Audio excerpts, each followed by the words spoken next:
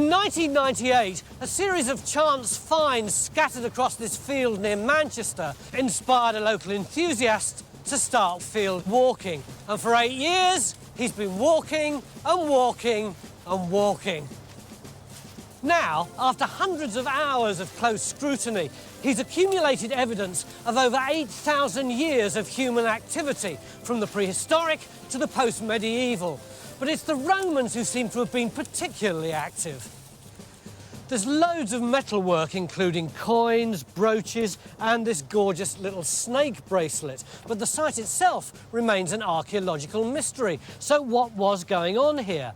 Local archaeologists believe they've discovered a fortlet, but then not all the finds are military, and they cover over 250 years of the Roman occupation. So what were the Romans doing here in Warburton? We've got just 3 days to find out.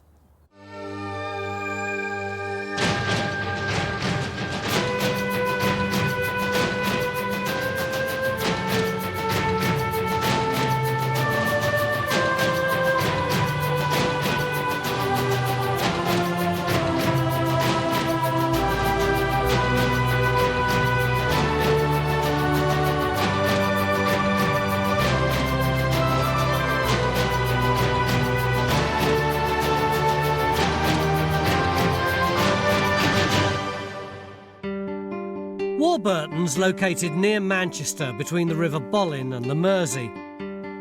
The village can be traced back to the Anglo-Saxon period, and its parish church is dedicated to St Werburgh, the Anglo-Saxon saint from which Warburton takes its name. But over the past 8 years, the locals have been finding evidence which has pushed back Warburton's origins much further. That's a pretty impressive array you got there, James. It is, isn't it? We've got stonework here from the prehistoric with the flint work. We've even got Bronze Age, a small axe there, which is really nice. But what's really excited me on this side is all the Roman material, the brooches and some of the coins and the various little bits and bobs. What do you think it all means, Mike? We've got quite a lot of material here from the Roman period which is distinctively military, the brooches in particular, and these nice little rings.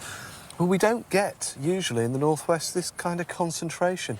If we're looking at military, I think we could be looking at something like a fort or a fortlet. It does seem to me to be a bit of a leap of the imagination. From a few finds to an imperial fort with loads of soldiers hacking away at the poor Brits. But we do have a bit more evidence. The local Archaeology Society have put in 1 or 2 trenches already in the field, and they've got what might be an enclosure, and in one of those trenches there's a ditch, a Punic-style ditch. What's a Punic ditch? It's a trap, a Roman military trap. Francis, could this site be a trap for the enemy? Well, I think we've got to be a bit, a bit sceptical, because I've seen steep-sided ditches on farms, and to my eye, that metalwork doesn't look military. I think it could be a farm. I think we've got to be very, very careful. Rectangular enclosure doesn't mean fortlet.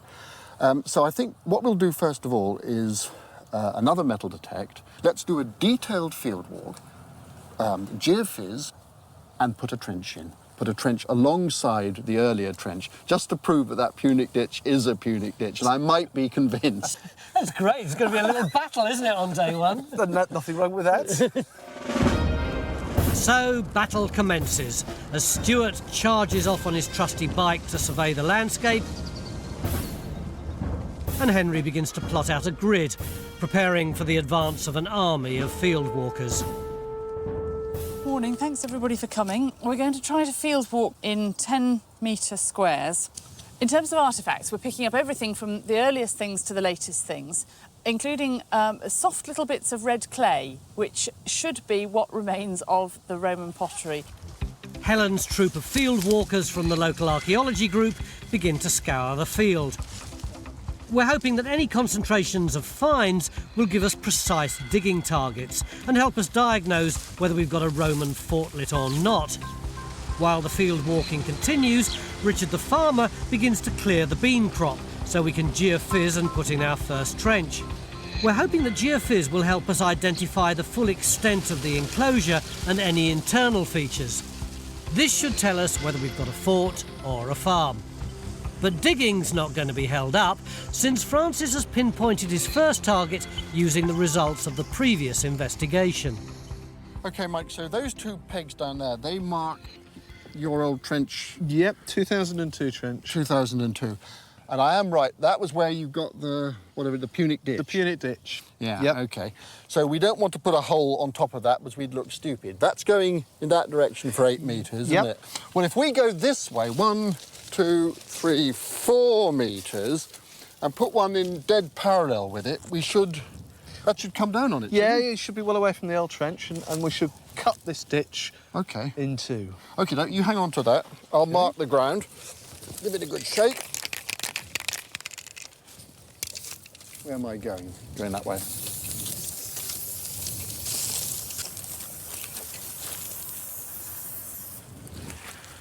Right, let's get the digger. So we're putting in our first trench next to the previous excavation so that we can look at the form of this ditch and decide whether it really is Punic. And this will tell us for definite whether the site's military. David, what was the difference between a Punic ditch and any other kind of ditch? It has a standard V-shaped inner slope, but the outer face is vertical or near vertical, which means that once you've got in there, it's extremely difficult to get out, and you become a sitting duck to the defenders to throw anything at you. Why were they called Punic ditches? Does that mean they came from Carthage, as in the Punic Wars? No, they didn't actually come from Carthage, but the point was that the Romans thought the Carthaginians were extremely treacherous, and these ditches were meant to be treacherous to anybody who attacked across them. As the field walkers continue to march across the field, we still can't be sure whether our Romans were soldiers or farmers. But the finds are coming in thick and fast, and we're hoping they'll give us a clue. Have we got much? There is a lot of this stuff that looks like brick, isn't there? I wonder if any of that's going to turn out to be the good Roman pottery. It is, it's just bloody sand, isn't it? Yeah. Just sand, sand and more sand. It's like digging at Bournemouth, isn't it?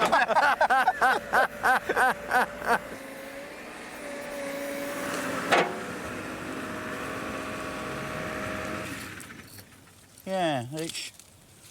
That's looks charcoal. like that is charcoal, that is burning of some sort. I know it's possible that could be worms taking it all down there, but it's a fair old way down, isn't it? Well, there appears to be enough sand to build several castles, but no sign of a Roman fortlet yet. If this really is a military site, what sort of thing might it be? Well, it could be a fort, or it could be a fortlet. What's a fortlet? It's like a little fort. It is like a little fort, but there'll be a difference in purpose between the two. A fort is basically a place where Roman troops are garrisoned and they have a permanent presence in their area. A fortlet might be much shorter lived and have a particular purpose related to, say, a road that it may be lying alongside. Mind you, that's assuming it is military, but suppose it was something different. Well, it could be a farmstead. It could be rectangular, just like a fort would be. But inside it'd be rather less organised. You'd probably have roundhouses, just like they were in the Iron Age and even the Bronze Age, so old-style roundhouses. At our trench, it looks as though the Romans are about to make an appearance. Mike, there's your ditch. That looks promising, doesn't it?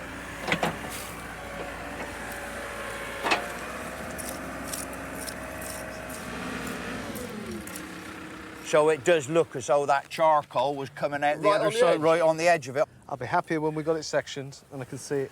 Section. Is- You want to do that by machine or by No, hand? no. No, I want to do that by hand. Yeah, exactly. Yeah. But this is a good start. But are the field walking finds turning out to be equally promising? So what do you think of the treasures so far? An awful lot of very recent, comparatively. Yeah. Almost no medieval and almost no Roman. No, nothing we can for definitely say this is Roman. But you know, they're still out there, still going for it. Optimism, I like that. Yeah, Francis, you put in a long jump pit. Well, look at this. Hey, have we got something? Yeah, look at that. Well, careful, it took us all morning to find that. Oh, wow. Rarely on day one have I ever seen such a cornucopia of finds.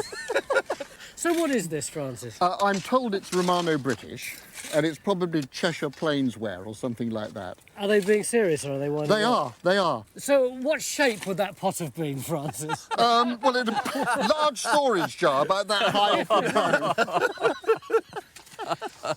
Seriously, what have we got here? Well, we're currently thinking this is the ditch of the fort. Yeah.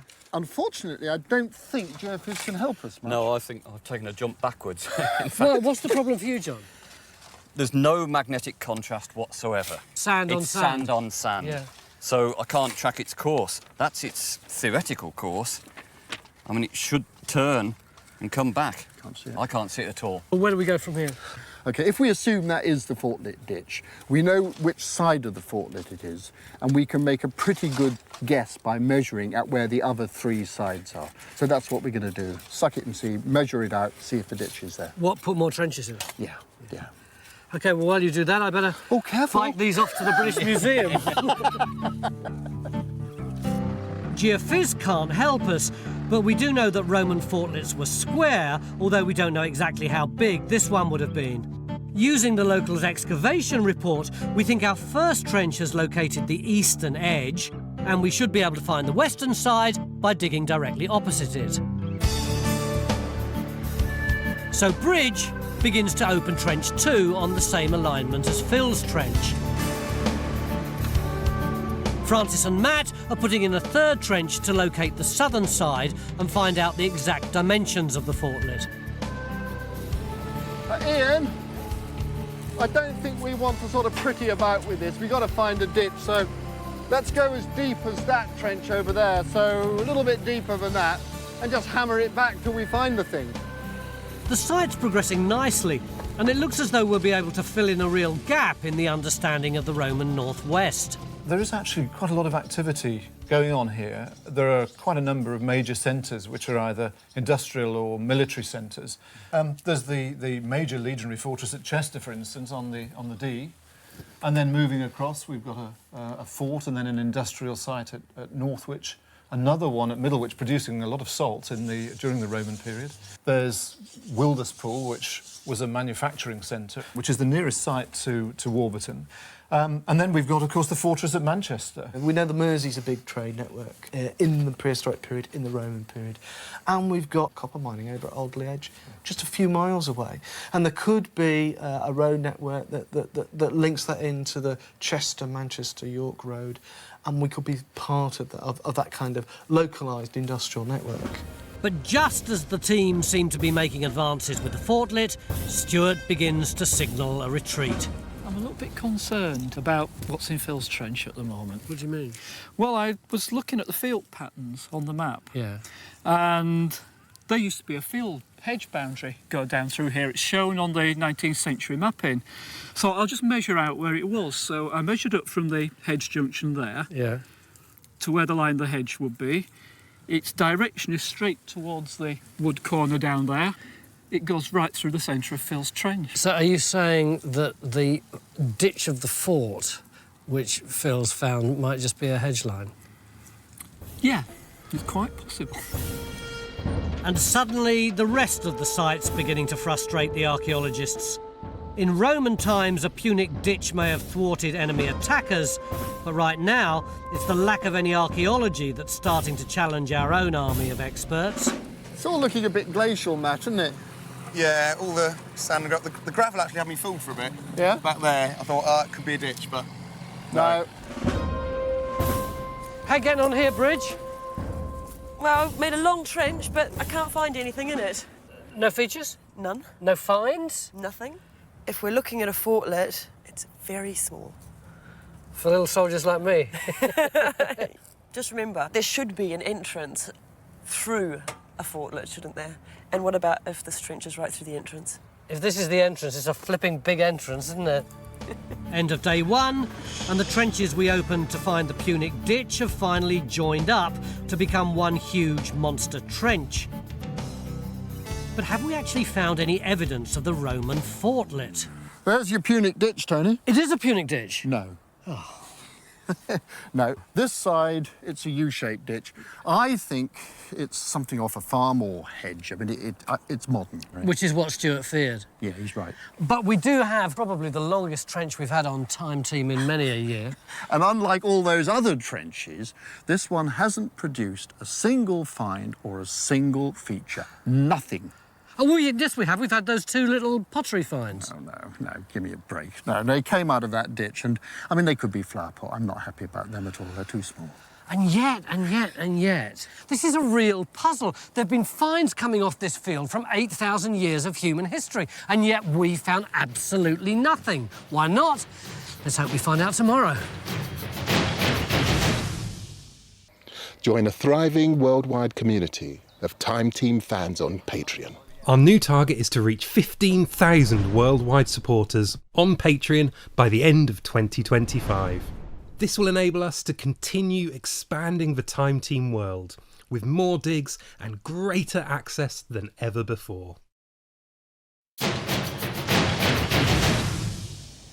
We came to this field near Manchester yesterday because the beautiful artefacts that had been found on the surface led local archaeologists to believe there might be a small Roman fort here. Well, not only have we not found a small Roman fort, we haven't found a small Roman anything. No pottery, no metal finds, no roof tile, no brick, absolutely nothing, even though we've dug a trench the length of a Heathrow runway. But are we panicking? Absolutely not. When there's a problem, who are you going to call? Geophys. What are we going to do? Well, look, that was the area over the fort where we got absolutely nothing. We've extended the survey in this direction and look at this area of noise. So could this be the fort? No, I don't think so. I mean, look at this plot. I mean, that suggests sort of burning metal objects, maybe. So it's just possible that that's where they've been making metalwork. So you're going to dig it? Yeah, to me, that's a good, strong target, so I'm going to go get the machine and put a trench over it. Let's hope our luck's starting to change. We're putting in our next trench over John's Geophys to see if there's any evidence of metalworking. Because if the Romans didn't have a military presence on the site, our 3-day campaign has still got to explain why all the Roman material's been found here. We were first drawn to this site because James, the local enthusiast, had been finding metalwork all over the field, with 2 concentrations at the bottom of the slope. And Francis believes that this area should be our next target. So what you got lined up for me today then, Francis? Well, I think the key thing is to put a trench through or close by those 2 concentrations of metalwork on the downslope of the hill. And also that will give us a nice transect across the top of the ridge here. It'll also give us some indication of the thickening of the plough soil as we go down the slope. Well, if we're going to do that, why don't we pull the trench back over here? What, right back here? Yeah, right back to here, and extend the one from yesterday to meet it, well, just in case there are any stray archaeological features. That'll be the longest trench in Time Team history. We're going for the full half-mile, Phil. I think so. I'll get my man on the job. Okie doke. So we're hoping that a trench over the 2 concentrations of previous finds might unearth evidence of Roman occupation and explain how the metalwork got into the field in the first place. We want to learn as much as we can about the finds, so we've called in an archaeometallurgist to see if we can replicate one of them. Well, it's a snake bracelet, or at least part of a snake bracelet. Of Roman date. I know it doesn't look like one because it's straight now, but it's obviously suffered quite a lot of damage during its life. And the snake head at this end is being broken. I'm not sure that if I was going to have a bracelet made for me, I would want one in the shape of a snake. Well, that's because we tend to think of snakes as frightening and sinister things, don't we? But in the classical world, they didn't. Before Christianity came on the scene, snakes seem to have been emblems of healing and of rebirth. You know, you see the snakes on chemist symbols twining around a staff. Yeah. How would it have been made? Well, it's quite simple. Because it's a snake and there's no extraneous limbs, it's very easy to model. We can use just some beeswax, just made green with some pigment, and literally just get it soft and roll it into a loosely figured snake shape, and then very simply just start to model the head and just start to define the features on it. It doesn't take much work because it's so simple. And then later, as it gets harder, we can start to put the finer detail on. So we can put scales on, or little elements, eyes and mouth and whatever. So it just takes half an hour or so just to model out. We need this other edge of it here. What, outward or back that way now? So Phil extends the trench which he opened to look for archaeology relating to the previous finds. It's another Polden Hill type brooch. Meanwhile, Helen's thoroughly examining them to see what they can tell us about the Roman activity in the field, because we've still got to explain how all the local finds got here. We're exploring every avenue, including the one that runs along the edge of the field. If we can't find any signs of occupation, then a routeway might account for them. When we thought there was a fortlet in this field, one of the issues we were thinking about was access. You know, what's the fortlet doing, and how would you get to that particular Roman military site? So you'd need for that a trackway, and the likeliest candidate is what we're standing on now. But do we know that we've got a trackway? It seems to me all that we've got is a path by the side of a hedge. I've been looking at the geography of the landscape and the field patterns and so on. It's great. And what's quite revealing is this kind of long finger of the high ridge. That's where our site is. This is a high dry ground. We've got bog on this side, we've got a river plain on this side. It's like a ridge of high ground pointing out to where the River Mersey is, potentially for a crossing to this high ground over here. So there is the possibility of an early routeway across here. So what do we do about it? I think we'll put a trench through it, and I think we'll try to link that trench into our own trench system so that we can put it in contact. What might a trench tell us? Well, it'll tell us the history of this trackway. I'd bet you penny to a quid there's going to be stuff underneath it, and it may go back to Roman times. I mean, let's hope it does. Middle of day 2, and our trenches are getting longer and longer, but there's still no sign of any archaeology. It's a real mystery.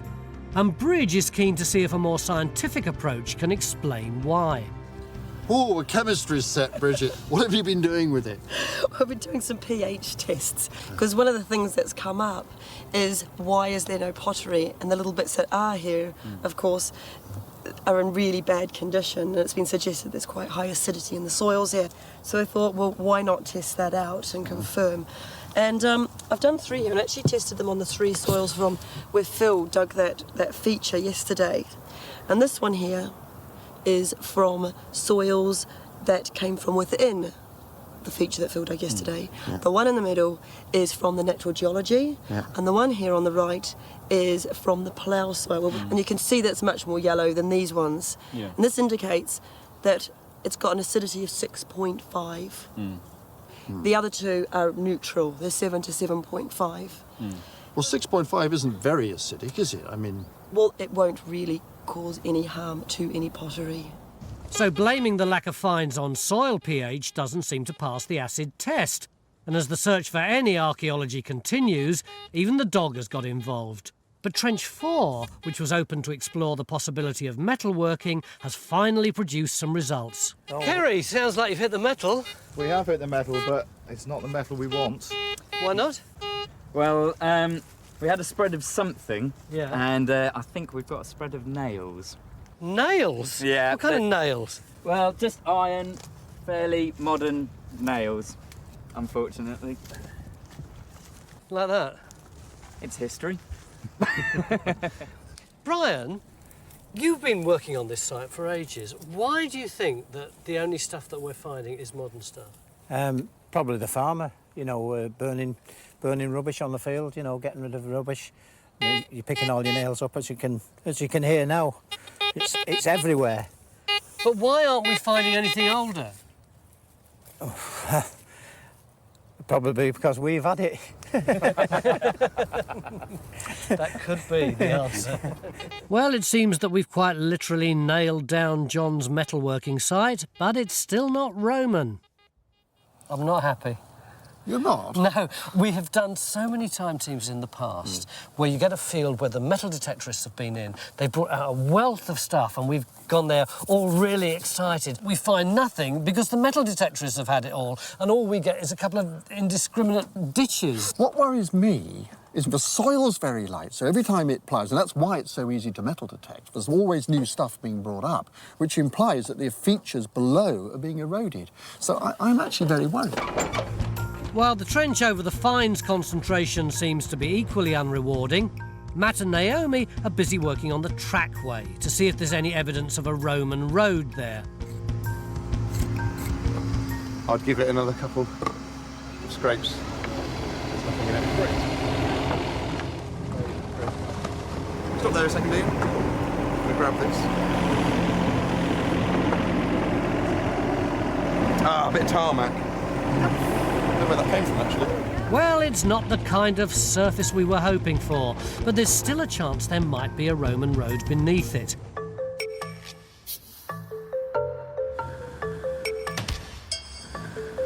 As the site continues to frustrate the archaeologists, Andrew's snake bracelet is shaping up nicely. So what actually happens to this beeswax model? Essentially, it gets burnt away. So what I have to do before that is to apply the whole surface with fine clay and sand.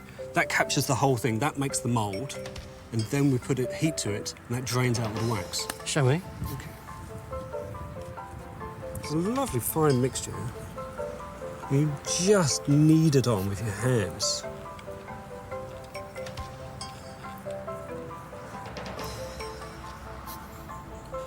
And you keep putting more and more of that clay on until it looks like this? Until it looks like that.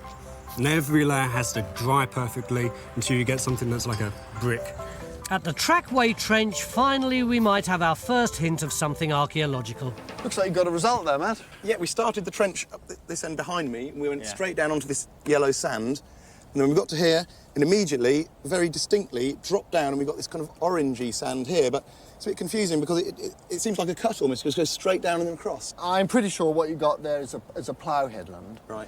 And this darker material here has fallen off the plough. In fact, if you look along the trackway, you can see there is a very slight rise just at the end of the beams. Can you see that? Oh, yeah. Yeah, which the modern trackway is using.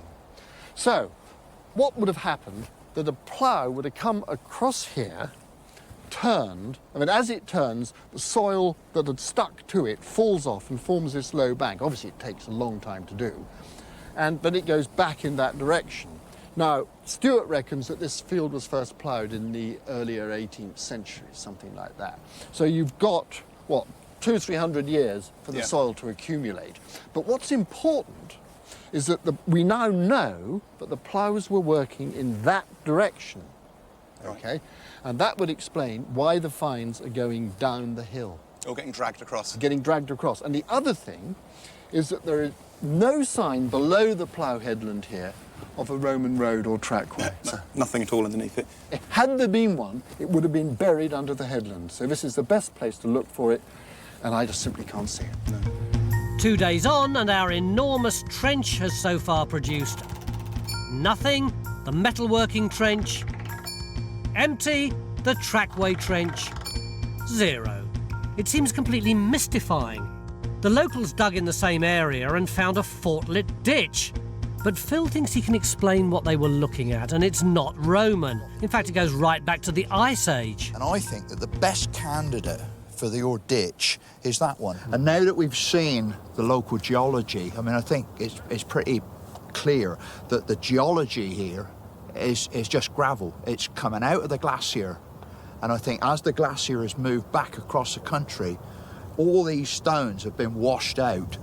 Where we've got sand, you can see very, very fine lenses, which is very, very typical of sand that's laid down by water. This stuff here, I think, is part of the water lane gravel. You can see it's got a lot of the holes in, where the sand has been washed out, and all you're left with is the stones. But I think what's happened is that the whole lot of gravel has been churned around at the end of the Ice Age. And what you get when all the earth is just churned up are things like this.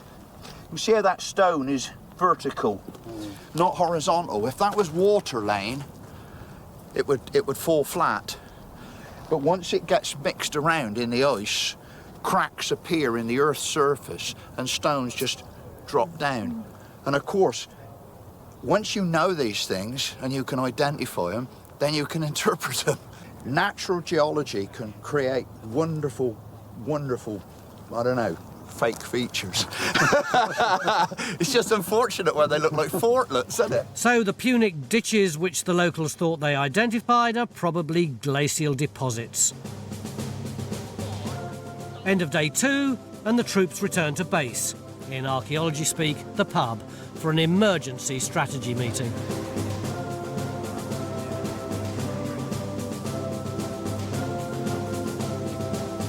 Are we sharing 3 days of great significance? Is this the first time in 14 years that we'll have made a time team in which we find absolutely nothing at all?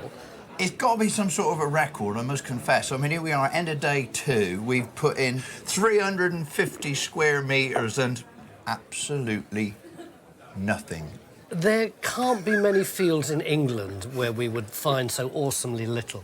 We've looked at these things as if we were 20 years ago. And so we're trying to chase individual finds with features buried below the ground. You can't link finds automatically with features. The archaeological world is changing. What metal detectors are revealing is that the ordinary open, empty spaces of the ancient world were actually packed with finds. So what would have been a really rich field 20 years ago, today actually is sort of background noise. So what I want to do, I've heard about lunchtime today that the farmer next door, also on that ridge, is going to be ploughing. And that's had very limited investigation. And what I want to do is to give it the full time team treatment. Survey it, shovel test pit it, and basically you take a few shovelfuls of soil, you sieve them, and that characterises a whole 20 metres square. Oh, I could do that, couldn't I? That'd be a record too, wouldn't it? Then what? We'll then metal detect it. And, you know, having done all of that, I hope we'll have done a proper job. So are you in the process of spending an entire hour watching us find not one single thing? Or is this going to be a classic time team where on day 3 we suddenly come up trumps? We'll find out tomorrow. Although in a rather perverse sort of way, I'd be disappointed now if we found anything.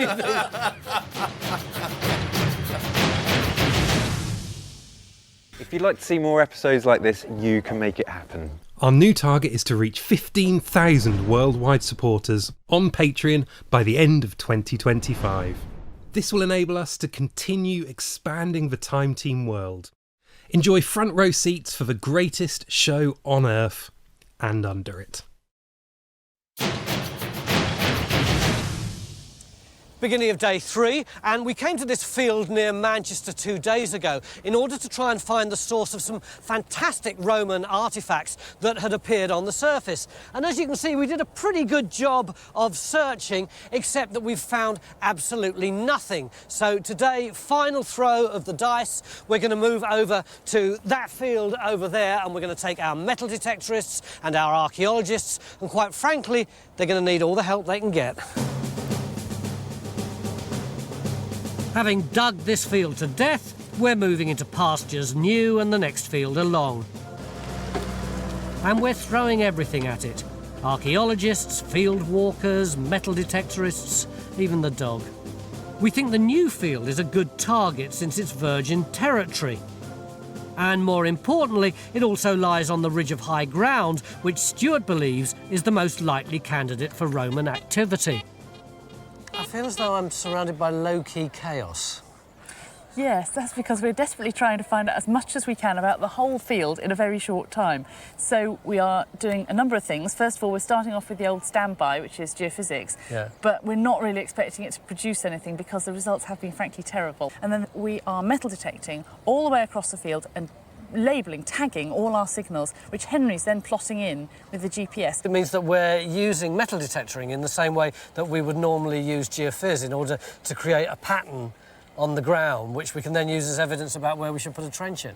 Yes, and then the third thing that we're doing with it is, because it was only ploughed this morning, we decided to go for the technique of shovel pitting, where we dig a small hole right in the middle of each 20-metre square across the field, and that recovers a certain amount of artefacts so that you can characterise what's going on in the topsoil from those artefacts, which we can then use in conjunction with the geophysics, if it produces anything, to locate a trench. Time's of the essence, since we've only got 1 day to explore the whole field. So everyone gets busy. Everyone, that is, except Phil, who's refusing to be dragged away from yesterday's trench. And Helen's still got loads of James's finds to double-check. It's quite worn on that edge. So that's fixed into the wood of the cart somehow, is it? In the I think it is. I mean, it's some way of distributing straps around the cart. So a rain travels through that? Yes, yes. First century AD. Yeah, I mean, the rain would have run through there because you've obviously got quite a lot of wear on this edge here. It's gone quite thin.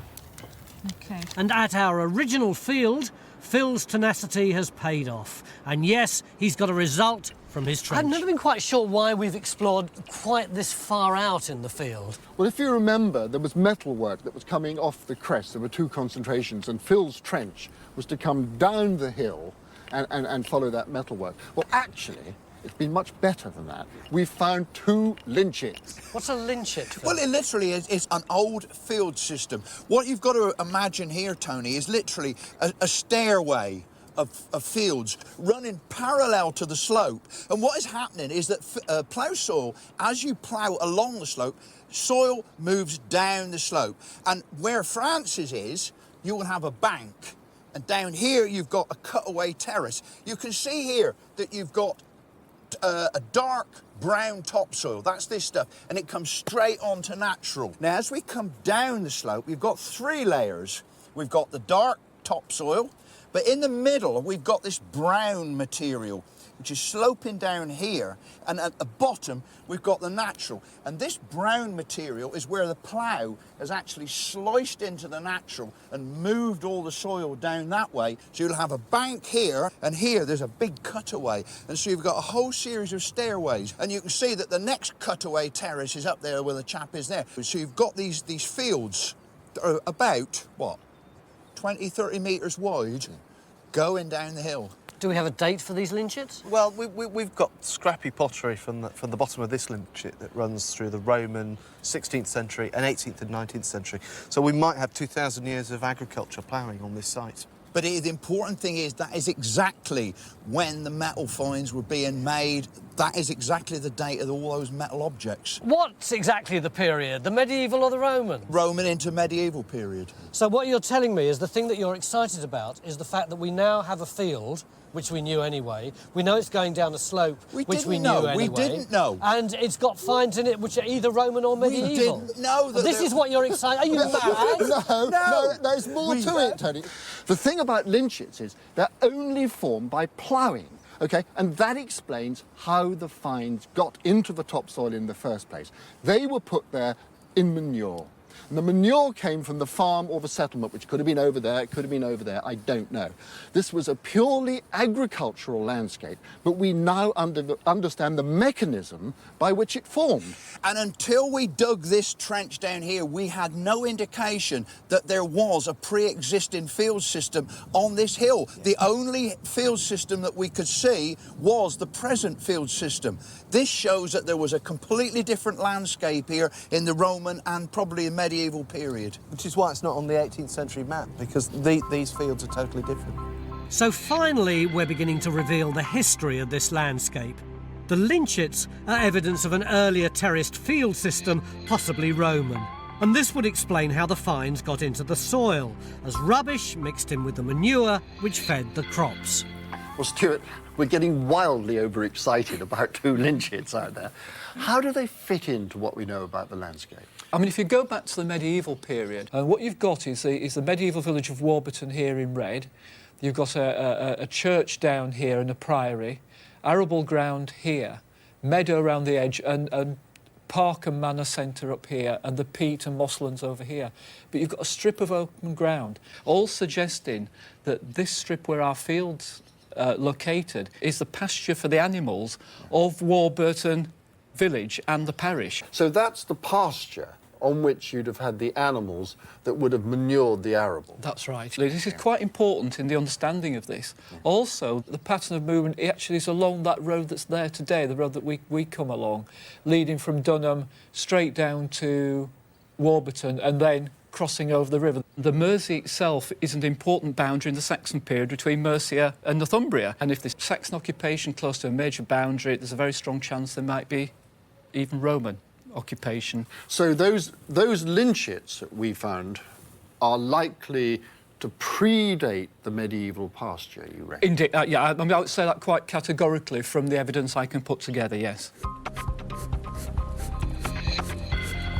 While we seem to be getting to grips with the site, the wax has melted out of the mould and the snake bracelet has reached the critical stage of its process. Oh, this is when I always get tense. This is the bit where you come just at the perfect time because it's molten, but it's also when everything could go wrong. Yeah.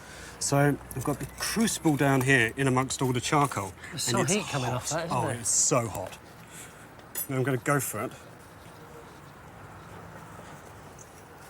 How long have you got? Oh, just seconds.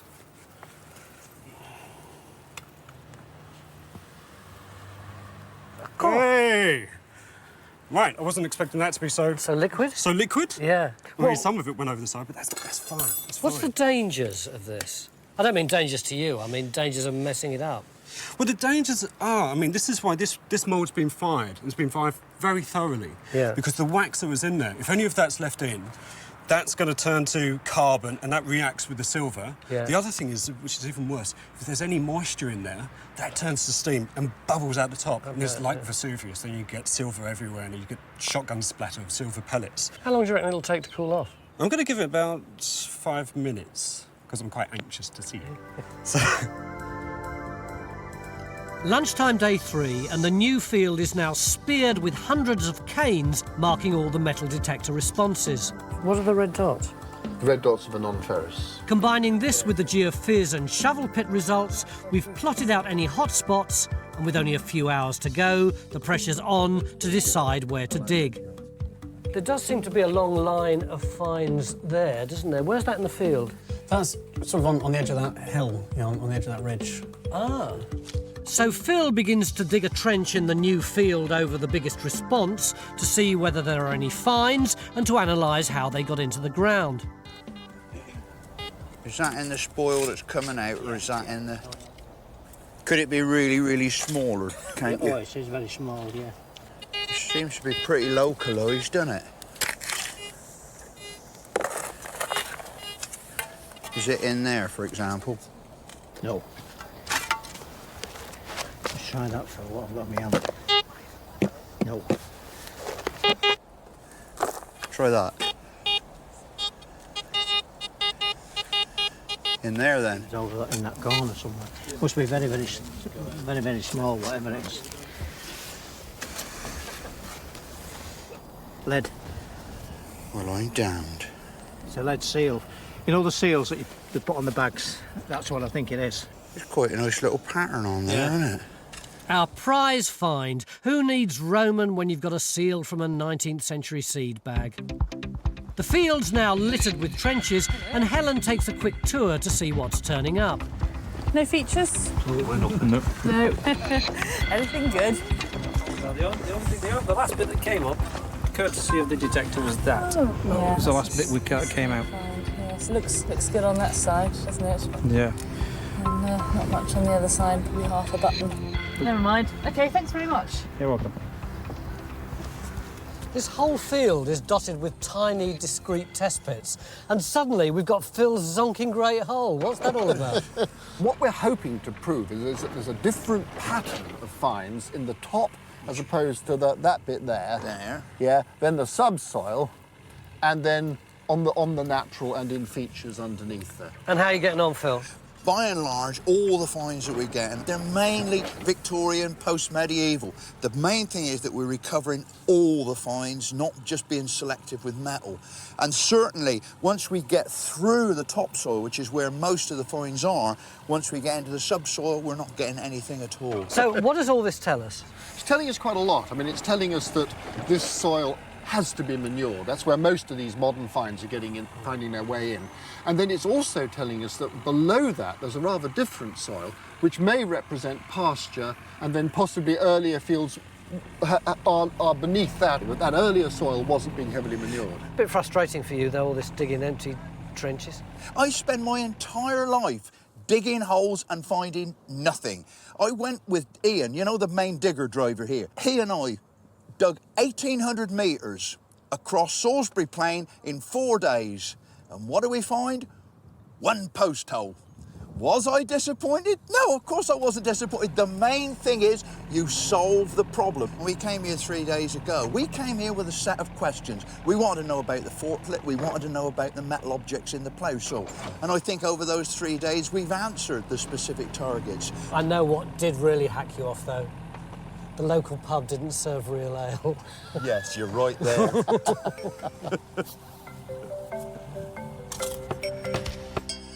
Well, archaeologists are obviously more patient than I am. As digging comes to a halt, the mould's ready to be cracked open and the snake bracelet revealed. Beautiful, isn't it? It is. So after 3 days, it's finally done. It is just about. It's beautiful, isn't it? You going to try it on? I'd love to try it on, yes, please. Gosh, isn't it lovely? So elegant. She's beautiful. This fantastic reproduction has given us an insight into how the snake bracelet was made. But what about the rest of the wealth of Roman finds which drew us here in the first place? Our 3 days of careful study have given us a great chance to re-evaluate them. But what do they tell us? So, Helen, I can remember day one, table groaning with loot, wonderfully exciting, important site, and now we're down to this. What's happened? Well, what happened was, when we got them all out of their bags for some detailed study and analysis, we discovered that there'd been quite a lot of cases of misidentification. And so we ended up really with a hard core, which represents this little group here. And what sort of activities do they represent, these finds? Well, I think they represent quite a few things. Coins are people losing them through holes in pockets, bags, that kind of thing. Something as beautiful as that, I think, is probably a broken brooch pin. It falls out of the clothing and you can't ever find it again. These turrets fallen off a cart. It's various ways of getting into the soil. But I've seen in sites and monuments records, you know, a brooch or something equals a site. Exactly, yes, and perhaps a lot more significance was given to those finds than perhaps should have been. So, background scatter, Helen. I mean, do these finds matter, do you think? Well, in some ways it doesn't really matter, I suppose, but we could look around and think people have been growing their food in this field for thousands of years. And I think it kind of puts us in touch with our ancestors, if that doesn't sound too silly, in really quite a meaty kind of way. I don't think it's dull at all. I'm beginning to love this field, aren't you? Guys, you invite the time team in and we find absolutely nothing. Your mates are going to take the mick out of you, aren't they? Certainly are. How do you feel about it? Well, you said you wanted something different, Tony, and we've given it you. Thank you very much indeed. Pleasure. So you're going to keep on with your archaeology? We've got plenty more fields to search, plenty more fields to field walk, so yeah. And you're going to keep on metal detecting? Certainly am. I expect you'll give us another ring soon. Certainly, find something different. We might not answer. But to be fair to the guys, we have learnt something. The archaeology has proved that these fields have been farmed for 2,000 years, explaining how all the artefacts got here. This could be any field in Britain, and these finds, many of which have come up in the last few hours, could be seen to indicate the presence of a Victorian building, or a Roman villa, or a prehistoric settlement.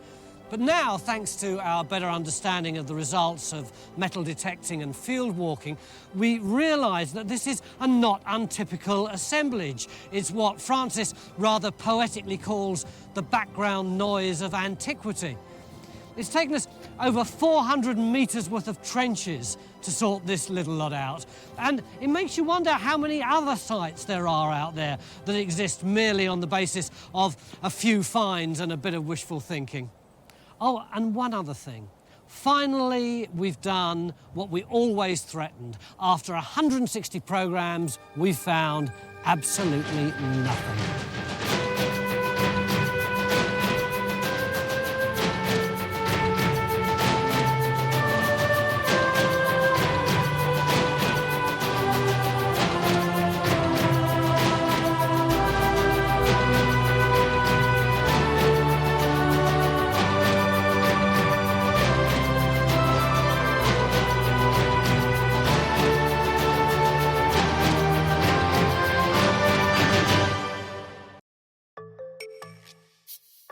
Join Time Team on Patreon to access exclusive 3D models, masterclasses and behind-the-scenes insights.